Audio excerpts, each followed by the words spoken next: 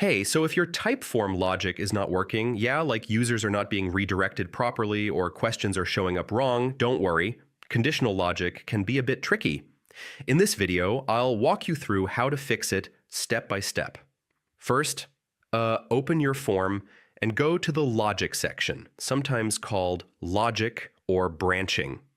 This is where all your conditional rules are set. Next, review your conditions one by one. I mean, make sure the rules actually match your questions. Like if the answer is yes, it should clearly go to the correct next question. Now, this is important. Logic depends on question type.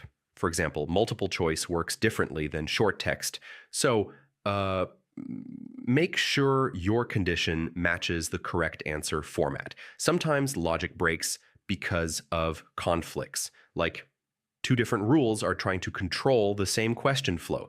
Yeah, this can confuse the system. Also, make sure every path leads to a proper ending. If a branch doesn't connect to an ending screen, the logic might not work as expected.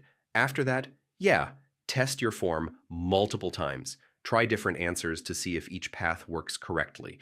This is the best way to catch hidden issues. If your logic is too complex, try simplifying it. Break it into smaller steps instead of one big condition. This usually makes it more reliable.